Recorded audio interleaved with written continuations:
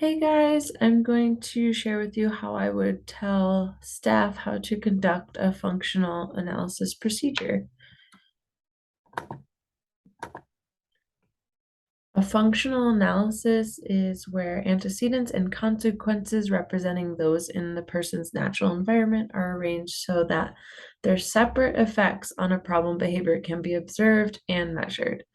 The goal is to confirm hypotheses regarding functional relations between the problem behavior and environmental events. Essentially, we're asking what is the main function of the behavior. And the four functions are access, escape, attention, and automatic. This can be conducted in the person's natural environment. There's one control condition and three test conditions. And there are no standard functional analysis procedures. They should all be individualized to the client, essentially. So the client that we're going to look at, he exhibits whining and crying, and we're trying to figure out the function of that behavior. So we'll first have him in that play condition, which is the control conditions, what we will measure against.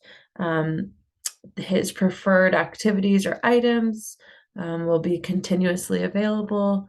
Social attention will be continuously provided, and there will be no demands placed during this condition. If the problem behavior, the whining or crying, is exhibited, it will be ignored or neutrally directed. So, saying like, hey, no, don't do that, or like, it's okay.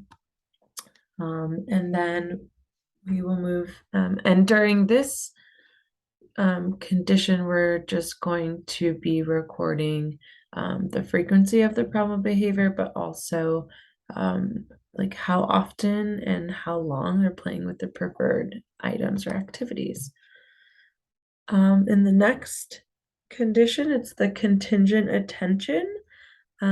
During this condition is when attention is diverted or withheld from the person. So essentially, you could just sit on, near the client, but, working on something else. And when the problem behavior is exhibited, attention will be provided in the form of either like a mild reprimand or soothing statements.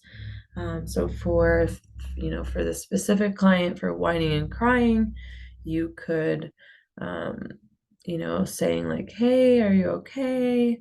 Or like, don't cry right now.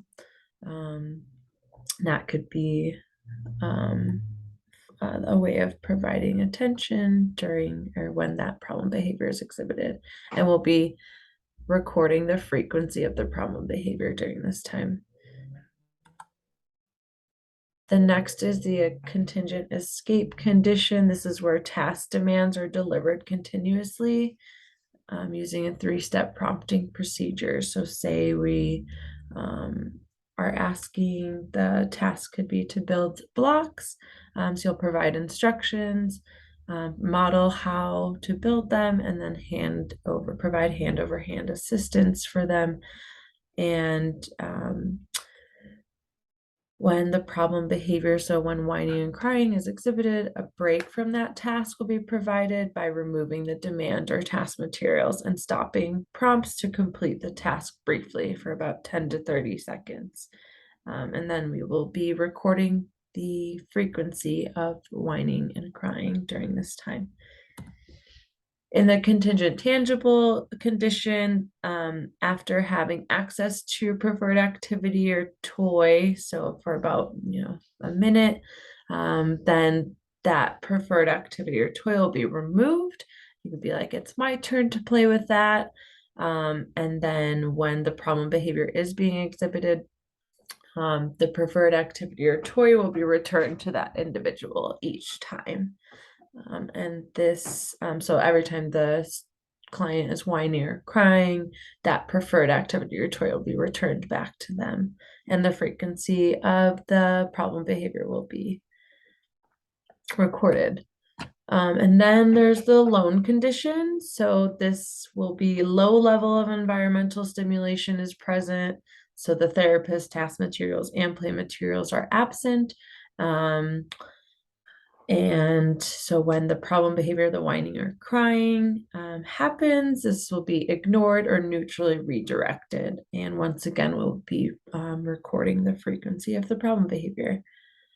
So this is how we will be conducting the functional analysis, and then we will be able to analyze the data and be able to see where most of the problem behavior is occurring and be able to determine the function of that behavior of the whining and crying. So it could be a single function, it could have multiple functions, but we'll be able to figure that out. So thank you.